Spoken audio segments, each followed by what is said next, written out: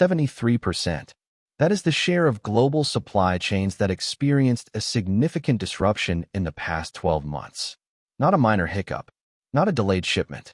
A significant disruption that impacted revenue, customer satisfaction, or both. That number comes from the BCI Supply Chain Resilience Report for 2025, and it should alarm every operations leader listening to this. To put that in perspective, nearly 3 out of every 4 supply chains broke under pressure last year. And the pressure is not getting lighter. We are in an era of compounding disruptions. Geopolitical tensions, climate events, labor shortages, cyber attacks, and shifting consumer expectations are all hitting supply chains simultaneously. Let me give you the financial context. The average cost of a major supply chain disruption is now $42 million per incident, according to Interos. For mid-market companies, that can represent 5 to 10% of annual revenue evaporating in a single event. And the indirect costs, lost customers, damaged reputation, emergency procurement at premium prices, often exceed the direct costs by a factor of 3 to 5. Here is what makes this statistic even more alarming. 61% of companies that experienced a disruption admitted they had no formal contingency plan in place. They were operating on the assumption that their supply chains would keep working. When things broke, they scrambled. They made expensive decisions under pressure. They lost market share to competitors who had invested in resilience. The gap between resilient and fragile supply chains is becoming the defining competitive advantage of this decade. Companies with mature risk management programs recovered from disruptions 60% faster and lost 70% less revenue compared to those without. That is not a marginal difference. That is the difference between surviving a crisis and being permanently weakened by one. So what separates the 27% that did not break from the 73% that did? That is exactly what we are going to break down in this video. The strategies, the technologies, and the organizational changes that build genuine supply chain resilience. Now let us talk about the 5 pillars of supply chain resilience that separate the companies that bounce back from the ones that break down. The first pillar is visibility. You cannot manage what you cannot see. Yet 67% of supply chain leaders say they lack real-time visibility beyond their Tier 1 suppliers. They know who they buy from directly, but they have no idea who their suppliers buy from. When a factory fire in a Tier 3 supplier shuts down a critical component, they do not find out until their Tier 1 supplier calls them in a panic. Resilient companies invest in end-to-end visibility platforms that map their entire supply network, 3, 4, even 5 tiers deep. They use AI-powered monitoring to track news, weather, financial data, and geopolitical events that could impact any node in their network. The goal is to know about a problem before it becomes their problem. The second pillar is diversification. The companies that broke in 2025 overwhelmingly shared one characteristic: single-source dependency. 44% of disrupted companies were relying on a single supplier for a critical component. When that supplier failed, they had nowhere to turn.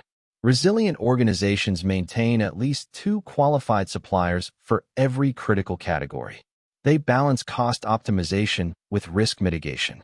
Yes, dual sourcing costs more in normal times, but the insurance premium is tiny compared to the cost of a complete supply failure.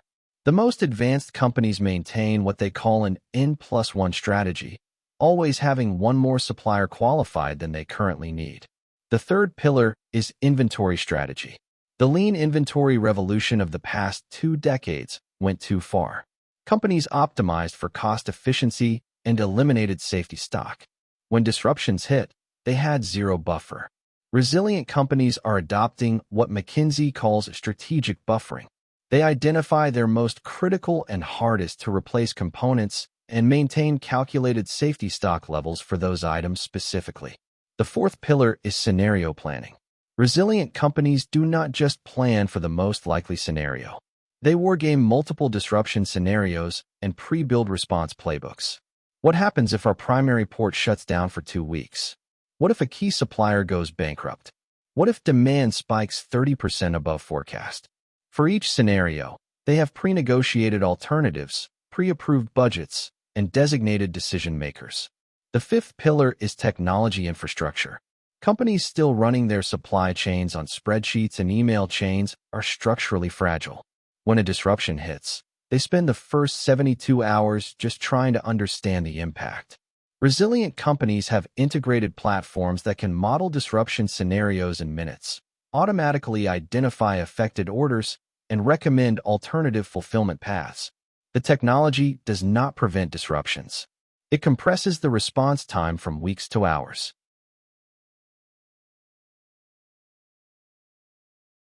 So we have covered why 73% of supply chains broke and the 5 pillars that prevent it. Now let us talk about how to actually build resilience in your organization starting this quarter. The biggest mistake companies make is trying to build resilience everywhere at once. That is expensive, slow, and usually results in shallow improvements across the board rather than deep improvements where they matter most. The right approach is to start with a risk assessment that identifies your critical vulnerabilities. Here is a simple framework. Map every component, supplier, and logistics lane in your supply chain. For each one, score 2 things. First, the probability of disruption based on historical data and current risk factors. Second, the impact if that node fails, measured in revenue at risk, customer impact, and recovery time. Multiply probability by impact, and you get a risk score. Focus your resilience investments on the top 10% of risk scores. The second step is to build your visibility layer. This does not require a massive technology investment. Start with your Tier 1 suppliers. Require them to share real-time inventory data, production schedules, and capacity information. Most modern supply chain platforms can onboard suppliers in days, not months. Once you have Tier 1 visibility, extend the same requirements to critical Tier 2 suppliers. The third step is to establish dual sourcing for your highest risk categories. This takes time because qualifying new suppliers involves testing, certification, and relationship building. Start with the categories that scored highest in your risk assessment. Set a target of having at least 2 qualified suppliers for every category in your top 20 risk scores within 12 months.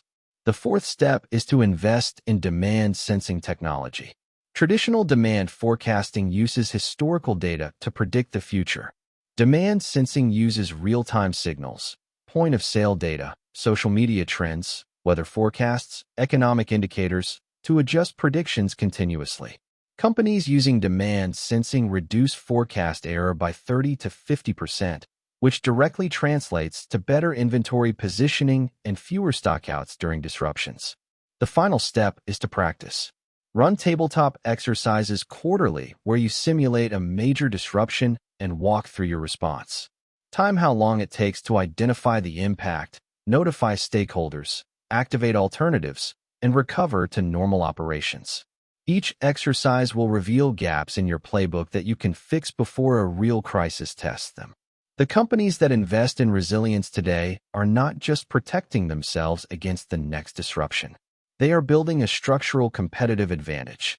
When the next crisis hits, and it will, they will be the ones gaining market share while their fragile competitors scramble to survive. If this analysis was useful, subscribe for weekly supply chain intelligence. We break down the data, strategies, and technologies that separate world-class supply chains from the rest. Drop a comment with your biggest resilience challenge, and we will address it in a future video.